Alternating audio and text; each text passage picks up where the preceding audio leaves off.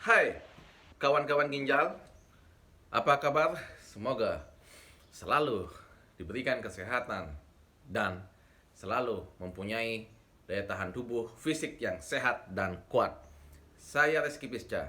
Thanks sudah selalu mengikuti video ini. Kali ini saya ingin bahas tentang apa tata laksana atau pengobatan atau terapi, apa pengobatan atau terapi atau tata laksana bagi teman-teman, sahabat-sahabat yang mempunyai masalah atau penyandang penyakit ginjal. Apa terapi pengobatan untuk sakit ginjal? Kurang lebih seperti itu, bahasa yang mudah dimengerti. Apa pengobatan untuk sakit ginjal ini? Mari kita bahas. Sebelum saya bahas, saya ingin mereview sedikit kembali fungsi ginjal itu, apa saja peranan ginjal dalam tubuh. Pertama, membuang zat-zat akhir metabolisme dalam tubuh atau racun dalam tubuh, pengatur cairan supaya tetap balance, jangan sampai tidak imbalance atau tidak seimbang, bahaya. Cairan menumpuk, endapan cairan di dalam tubuh bahaya kalau tidak dibuang atau diatur oleh ginjal.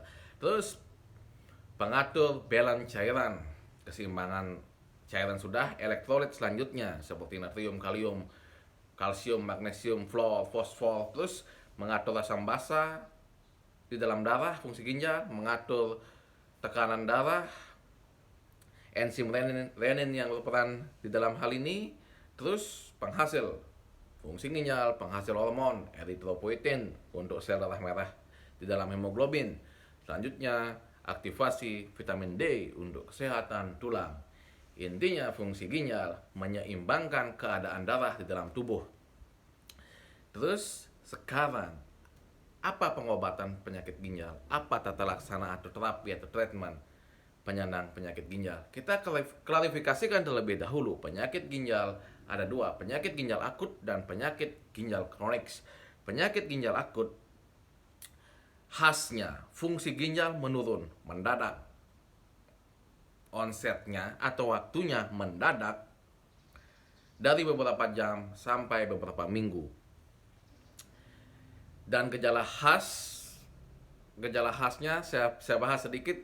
Gejala sistemik dan gejala bendungan cairan. Sistemiknya maksudnya gejalanya sama penyakit-penyakit lainnya, seperti gejalanya pertama produksi urin atau volume kencingnya menurun, ada uliguri di bawah 200 sampai 300 dalam 6 jam, ada anuri tidak kencing, ada demam tinggi, mual muntah, bengkak, sesak, ada encephalopathiuremicum, ada penurunan kesadaran, efek racun terendap di sistem saraf di otak, bisa penurunan kesadaran, kejang, bahkan bisa kejang. Itulah tanda dan gejala penyakit ginjal akut. Penyebabnya kita bahas. Penyebabnya penyakit ginjal akut seperti diare, ada luka bakar, perdarahan, sumbatan batu, nefropati obstruksi, ada penyakit jantung, obat-obatan, dan glomerulonefritis. Obat-obatnya sejenis obat-obatan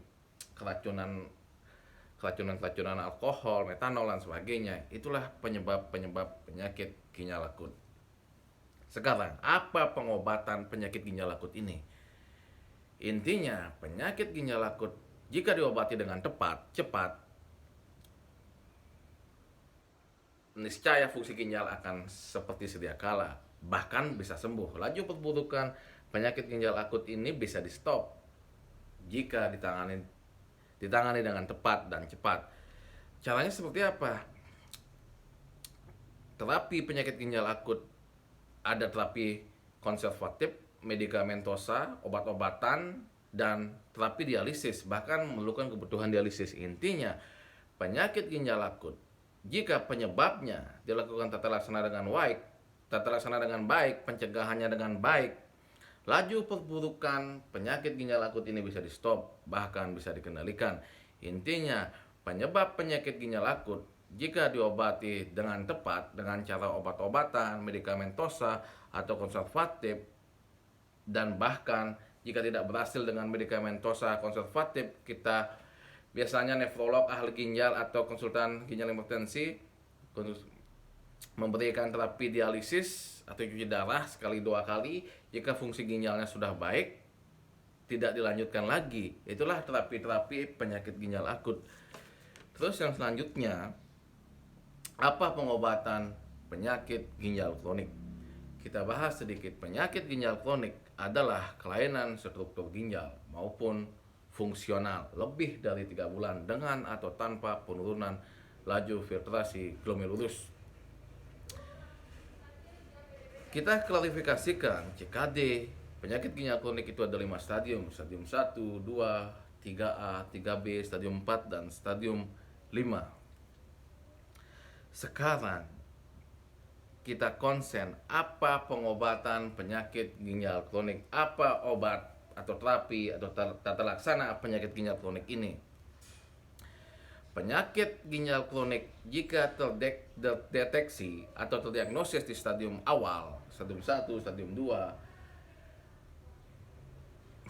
terapinya, pengobatannya adalah dengan konservatif. Apa penyebab CKD stadium awal itu dilakukan pencegahan dengan baik. Tujuan pengobatan penyakit ginjal kronik stadium awal ini adalah untuk mengerem laju perburukannya agar tidak terjadi ke stadium lanjut.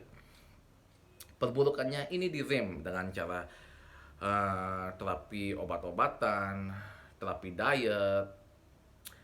Intinya, apa yang menyebabkan penyakit ginjal kronik stadium awal ini itu diterapi dengan obat-obatan, dengan diet.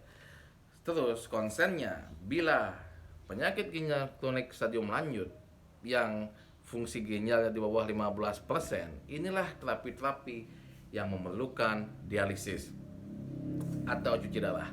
Dialisis ini dibagi dua, hemodialisis dan CAPD. Kalau hemodialisis cuci darah, biasanya penyandang penyakit ginjal kronik memilih terapi hemodialisa atau cuci darah dengan mesin. Dengan mesin di sana ada dialiser, ada ginjal buatan.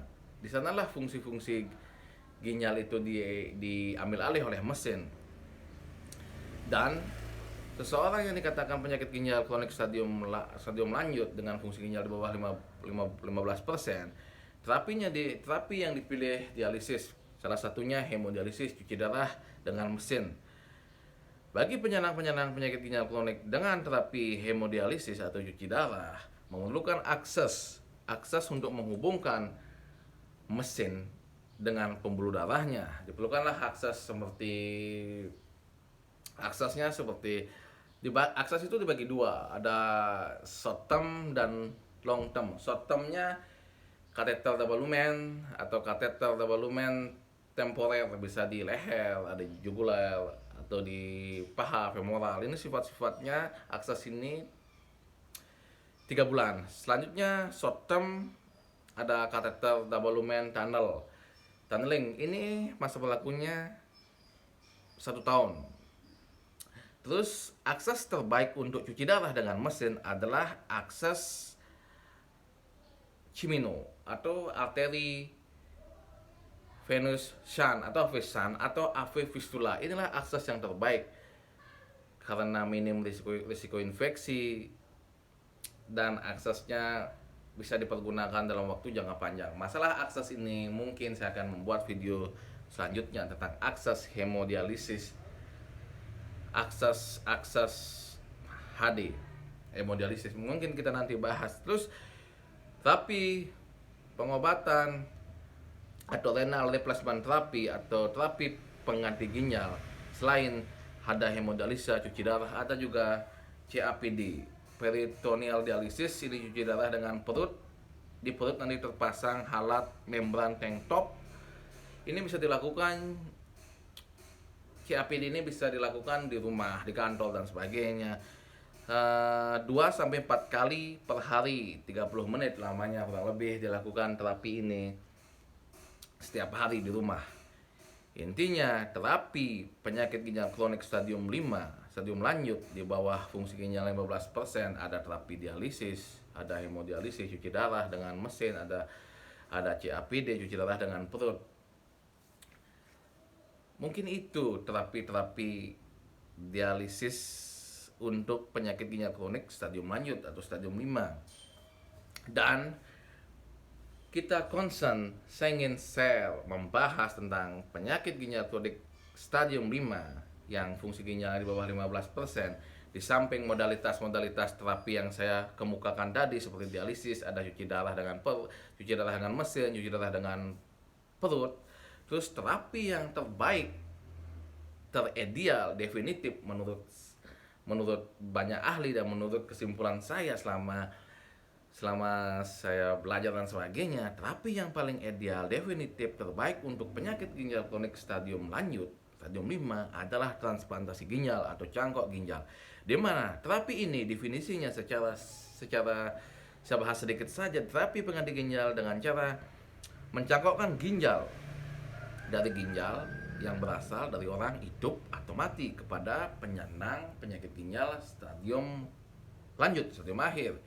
Di Indonesia cuma bisa dikerjakan living donor atau cangkok ginjal dari orang hidup. Keuntungan cangkok ginjal adalah kuantitas hidup meningkat, kualitas hidup meningkat, dietnya bebas, perjalanan jauh, berasa lebih sehat.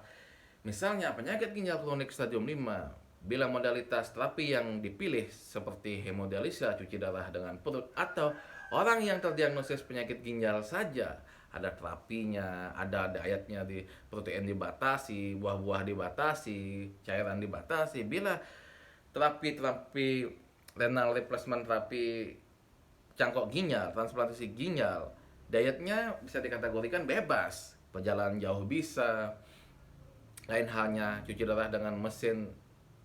Misalnya kalau pergi keluar kota harus konfirmasi kota itu di mana tempat fasilitas hemodialisa, cuci darah dengan mesin itu tersedia, kurang lebih seperti itu. Dan HD dan CAPD ini kan renal replacement therapy, menggantikan ginjal sementara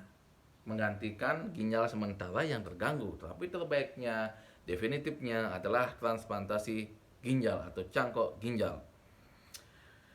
Mungkin penyakit ginjal kronik itulah modalitas terapi terbaiknya, seperti dialisis, cuci darah dengan mesin, CAPD, cuci darah dengan perut, dan terapi terbaiknya adalah cangkok ginjal. Terus harapannya, menurut saya pribadi, terapi pengembangan masa depan terbaik adalah cangkok ginjal. Karena apa? Karena data saja populasi penyakit ginjal di Indonesia ditangani dengan baik, persentasenya 5-10% tertangani dengan baik di Indonesia. Tentu ini persentase yang sangat sedikit, rendah. Dan pengelolaan penyakit ginjal kronis di Indonesia, 80%-nya memilih modalitas terapi cuci darah dengan mesin. Sisanya ada CAPD, cuci darah dengan perut sedikit, dan cangkok ginjal sedikit. Kenapa cangkok ginjal sedikit dan terapi terbaik definitif bagi penyakit ginjal kronik adalah cangkok ginjal? Kenapa sedikit? Karena masalahnya pendonornya yang tidak ada. Karena pendonor ginjal atau cangkok ginjal harus bersifat sah, tidak boleh diperjualbelikan dan sebagainya. Terus masalahnya hanya satu, pendonornya yang tidak ada. Untuk menyediakan pendonornya ini yang jadi masalah. Saya berharap Nakes, tenaga kesehatan yang terkait profesional di bidang ini, dan Kemenkes bekerja sama dengan pemerintah untuk menyempurnakan Komite Transplantasi Nasional. Komite Transplantasi Nasional sudah dibentuk di ibu kota. Dalam-dalamnya organisasinya saja belum terbentuk. Semoga dengan Nakes bekerja sama dengan pemerintah untuk menyempurnakan Komite Transplantasi Nasional. Dengan adanya Komite Transplantasi Nasional, ini kan diharapkan untuk mengorganize orang-orang atau keluarga atau orang lain yang berhati mulia, yang ingin mendonorkan ginjalnya untuk orang lain. Saya rasa Komite Transplantasi Nasional harus memfasilitasi dan meregistrasi bagi orang lain atau keluarga ini yang ingin mendonorkan ginjalnya. Bila itu terfasilitasi dengan baik, kan sah namanya, kan legal standingnya ada dan sah namanya. Dengan adanya register pendonor dengan baik dan dikategorikan sah, Dan otomatis cangkok ginjal itu bisa dilakukan dengan baik di seluruh Indonesia, seluruh kota-kota besar. Saya rasa itu problemnya, dan bagaimana caranya? Hanya pemerintahlah yang tahu dengan hal itu. Saya rasa dengan adanya Komite Transplantasi Nasional terregistrasi dengan baik pendonor-pendonornya dan dikategorikan sah, otomatis aktivitas cangkok ginjal berjalan dengan baik. Dengan adanya seperti ini, persentase penanganan penyakit ginjal di Indonesia otomatis meningkat. Grafiknya tidak seperti yang saya bilang di awal, sangat rendah sekali. Saya rasa video ini cukup sekian. Itulah terapi-terapi modalitas pengobatan penyakit ginjal kronik stadium lanjut.